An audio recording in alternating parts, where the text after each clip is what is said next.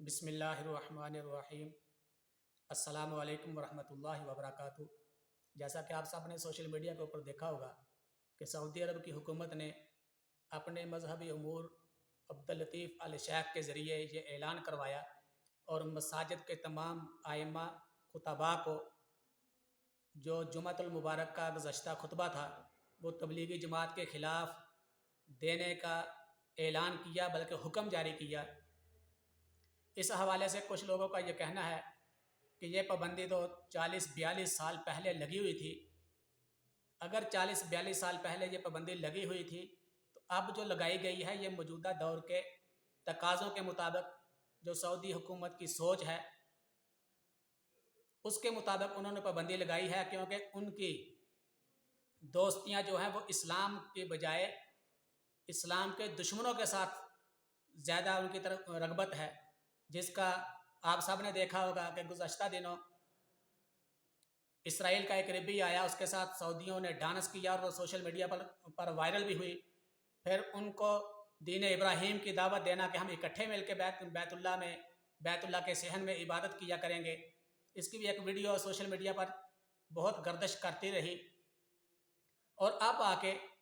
تبلیغی جماعت کو گمراہ قرار دینا، بدعتی قرار دینا اور ان کی کتب کو خرافات پر مبنی کتب قرار دینا، یہ سراسر زیادتی ہے اور اہل اسلام کو اس سے سخت تکلیف پہنچی ہے۔ اس سے سعودی کون سی اسلام کی خدمت کر رہے ہیں؟ میرے خیال میں یہ اسلام کے ساتھ بالکل بھی ان کی محبت نہیں، بلکہ اسلام کے ساتھ آئے دن ان کی دشمنی عیاں ہوتی جا رہی ہے۔ محمد بن سلمان کے جو منصوبہ جات ہیں،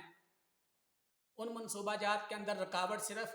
مذہب اسلام ہی ہے۔ محمد بن سلمان کے خیالات کے مطابق کہ ہمیں احادیث کی طرف بھی زیادہ توجہ نہیں دینی چاہیے، پھر عورتوں کو جس طرح کا وہ چاہیں لباس پہنے، پھر جو ان کا ایک محکمہ تھا جو نماز کے وقت لوگوں کو بلاتا تھا اور دکانیں بند ہو جاتی تھیں، اس سے بھی پیچھے ہٹنا۔ اور اب تبلیغی جماعت ایک ایسی جماعت کہ اللہ کے رسول علیہ الصلوۃ والسلام کی ایک حدیث پاک کا مفہوم اس طرح ہے کہ میری امت کی اکثریت گمراہی پر جمع نہیں ہو سکتی۔ جتنی سعودی عرب کی ٹوٹل عوام ہے اس سے زیادہ تبلیغی جماعت کے دنیا کے اندر فالوور موجود ہیں، ہندوستان کے اندر، پاکستان کے اندر اور بنگلہ دیش کے اندر جو ان کے اجتماعات ہوتے رہے، اگر کوئی صاحب نظر اس پر نظر ڈالے تو یقیناً وہ اس نتیجے پر پہنچے گا کہ پوری دنیا کو چھوڑ کے خالی ان 3 ممالک کو دیکھا جائے تو ان کے اجتماعات میں آنے والے لوگوں کی تعداد کتنی ہے۔ پھر افغانستان کے لوگ بھی یہی ذہن رکھتے ہیں۔ اس کے علاوہ تبلیغی جماعت ایک اسرائیل کے علاوہ تقریباً دنیا کے ہر ملک تک پہنچی، اپنوں کو بھی یاد دہانی کروائی، دوسروں کو بھی اسلام کی طرف رغبت دلائی، اور بہت سارے لوگ اسلام کو سمجھنے میں کامیاب ہوئے اور کلمہ پڑھ کر دائرہ اسلام کے اندر داخل ہو گئے۔ اب جس دن سعودی حکومت یہ اعلان کرتی ہے اور وہاں کے تنخواہ دار وہ ملوانے جو اپنے آپ کو توحید پرست کہتے ہیں، ان کی عقل صرف پیسے کی وجہ سے اور وقت کے حکمران کی خوشنودی کی وجہ سے ماری گئی، اور انہوں نے بے ضرر لوگوں کے اوپر الزامات کی بوچھاڑ کر دی۔ حالانکہ ان علماء کو چاہیے تھا کہ یہ اپنے وقت کے حکمرانوں کے سامنے یہ مدعا پیش کرتے کہ تبلیغی جماعت کے یہ کام نہیں جو کہ آپ سمجھ رہے ہیں، اگر آپ کو غلط فہمی ہے تو اس کو دور کیا جائے۔ تبلیغی جماعت کی جو کتابیں ہیں وہ فضائل پر مبنی ہیں، عقائد پر مبنی نہیں ہیں۔ فضائل اعمال کے اندر فضائل درود شریف ہے، فضائل نماز ہے، فضائل رمضان ہے، تو فضائل کے اندر کمزور روایات نقل کرنے کی گنجائش ہے۔ اگر اس کے اندر کچھ کمزور روایات ہیں تو وہ اس کو تھوپا نہیں جاتا کہ یہ مسلمان لازمی کرے۔ فضائل کی طرف رغبت کے لیے ایسی روایات اگر مولانا زکریا رحمۃ اللہ علیہ نے نقل کی ہیں تو انہوں نے 7 سندیں بھی نقل کی ہیں اور اپنے بزرگوں کے اقوال کو نقل کیا ہے، اور نصیحت کے لیے بھی حکایات کو بیان کیا جا سکتا ہے۔ قرآن حکیم کو اگر دیکھیں تو قرآن پاک کا بھی انداز ایسا ہی ہے لوگوں کو سمجھانے کے لیے، اور تبلیغی جماعت کے نصاب کے اندر لوگوں کو اگر اسلام کی رغبت دلوانے کے لیے ایسی روایات لکھی گئی ہیں تو اس سے عقیدے پر تو کوئی ضرب نہیں پڑتی۔ بہرحال سعودی عرب کے اندر دو خاندان جو زیادہ معتبر گردانے جاتے ہیں، ایک آل سعود ہے جس کا خاندان وقت کا حکمران ہے، اور دوسرا آل شیخ ہے۔ یہ آل شیخ محمد بن عبد الوہاب نجدی کی اولاد ہے۔ انہی کے خاندان کے ایک فرد ڈاکٹر عبداللطیف الشیخ آل شیخ کو وزیر مذہبی امور بنایا گیا، اور مذہبی امور کے وہ سربراہ ہیں۔ ان کے ذریعے سے یہ اعلان بلکہ حکم نامہ جاری کیا گیا، اور پھر اس کو سعودی عرب کی تمام مساجد کے اندر، حرم کے اندر اس کو دہرایا گیا، اور تبلیغی جماعت پر الزام تراشی کی گئی۔ اور ساتھ ہی ساتھ اسی دن مدینہ منورہ سے اللہ کے رسول علیہ الصلاۃ والسلام کے روضہ اطہر سے تھوڑے فاصلے کے اوپر سلمان خان جو انڈیا کا ایکٹر ہے، اس کو وہاں بلوایا گیا۔ اس کے ساتھ شلپا شیٹھی جو وہاں کی اداکارہ ہے انڈیا کی، ان کو بلوایا گیا، ان کا کنسلٹ کروایا گیا۔ اس کے اندر تقریباً 80,000 ٹکٹیں فروخت ہوئیں۔ اس میں 200 کروڑ کا سعودی عرب نے پیسہ اکٹھا کیا۔ اس میں سے سمجھے کہ 100 کروڑ وہ ان کا، یہ جتنے اداکار گئے تھے، جتنے گلوکار گئے تھے، جتنے ناچنے گانے والے گئے تھے، اگر 60 کروڑ ان کو دے دیا جاتا ہے اور 40 کروڑ اس کے انتظامات پر خرچہ ہوتا ہے تو 100 کروڑ سعودی حکومت کو بچت ہے۔ اور محمد بن سلمان کا نقطہ نظر یہ ہے کہ صرف پیسہ آنا چاہیے، نہ ان کو کوئی دین کے ساتھ غرض ہے، نہ اسلام کے ساتھ غرض ہے۔ جن لوگوں کے ساتھ وہ تعاون کرتے رہے، یا دنیا کے اندر سعودی حکومت نے جو مساجد تعمیر کروائی تھی، محمد بن سلمان نے ان کا بھی سارا خرچہ بھی بند کر دیا، اور آئندہ سے بھی اعلان کیا کہ ہم کسی کے ساتھ کسی قسم کا تعاون بھی نہیں کریں گے۔ اب وہ چاہتے ہیں کہ سعودی عرب کو دبئی سے بھی آگے لے جایا جائے، جہاں اپنے کی، غیر کی، مسلم کی، غیر مسلم کی سب تمیز ختم ہو جائے، اور بالکل مادر پدر آزاد ماحول ہو، مادر پدر آزاد معاشرے کی طرف وہ گامزن ہیں۔ تو اس حوالے سے پاکستان کے حکمرانوں سمیت